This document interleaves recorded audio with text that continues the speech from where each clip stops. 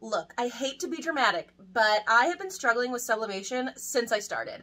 And one of the things that has completely changed the game for me is this TransPro Plus heat press. And I can't wait to tell you about it.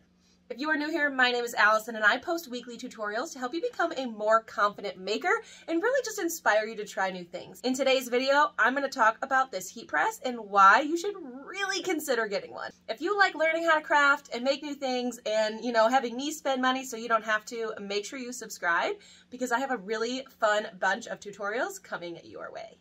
I am so happy that I could team up with Pro World to bring you this tutorial. I reached out because I was having a horrible time with sublimation, right? Nothing was working, no matter the time, the temperature, anything I tried to press was not working. And I finally figured out that it wasn't me, it wasn't my printer, it was my heat press. I got my first heat press on Amazon. I went a cheap route, it's 12 by 12, and while it worked okay for heat transfer vinyl, it was not good enough for sublimation.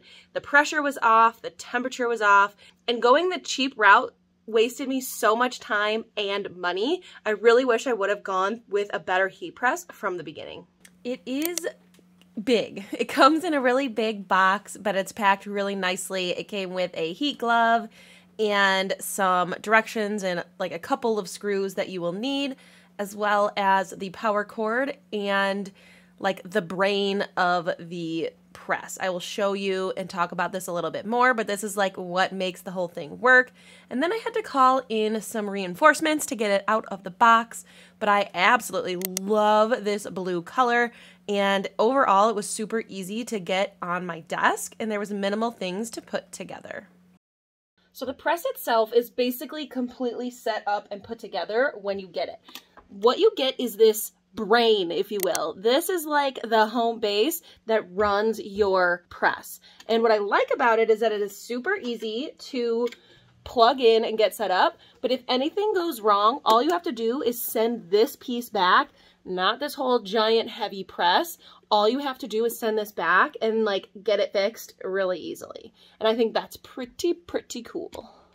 So to get this attached is super easy. There's basically two hoses, if you will. The bigger one gets plugged in, you kind of slide it in and then tighten it so it is nice and snug. It's pretty easy to do. It was harder because I was trying to get my hands out of the way for filming, but then the small one goes into the smaller plug and you're just going to plug it in and then spin the screw to tighten it. And then you have these colored wires that easily snap together. And there's like a little like pocket sort of that you can kind of tuck that into and get it out of the way.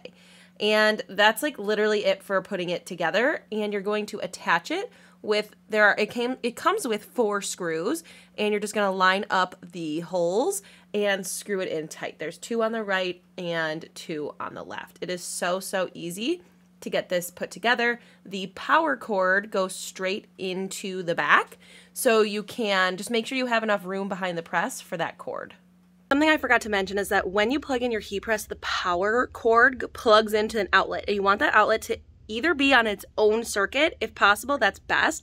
They do take a lot of power, so if they can be on their own circuit in your house, that is ideal. If they can't be, they should be on the same plug as other things that can completely turn off, so it's the only thing drawing power. So it is super easy to set up. It takes a matter of minutes. The only difficult part is that it's very heavy. So I got the 16 by 20, which means I can do a lot of little things at once, or I can do big designs on apparel, and I really love it. So one of my favorite features is that this slides out. My old press did not have that, and honestly, I would spend any kind of money to make sure. Well, hopefully this is the last press I ever have, but I think it is well worth any amount of money to have a drawer that slides out. This press is also semi-automatic. So this means if this is down, this is a magnet that attaches here, and it will automatically open if this is flipped upside down. If you don't want it to be automatic, you can do it, you can flip it up like this, and it will be a manual press where you open and close it yourself. This is the pressure knob right on the top. If you want it to have heavier pressure or lighter pressure, move it left and right to get that pressure. So when the magnet is down, it is semi-automatic, like the magnet releases and then it will pop open. If you pull it up, it is a manual press, meaning you can press it down and then you will open it on your own. The other feature I like is that there is a little lever underneath this plate and you can remove the 16 by 20 and replace it with a different size platen. So then you just take this lever and lock it in place. There are lots of different sizes for smaller garments. This is an 8 by 10 because I make a lot of things for my kids. You can get a 16 by 20 so you can do sleeves, and it's just super easy to swap these out if you're doing a lot of apparel. I still can't get over how much I love that this pulls out. So those are all my favorite features. The ability to switch from automatic to manual. The pull-out drawer is like super, super helpful. I love the size of it. It's not like the footprint isn't much bigger than my old press, but it allows me to press bigger things, or I can put more little things on here and press all at the same time. So it saves me so much time. So I know this press is an investment and they do have payment plans available. So that's bonus number one.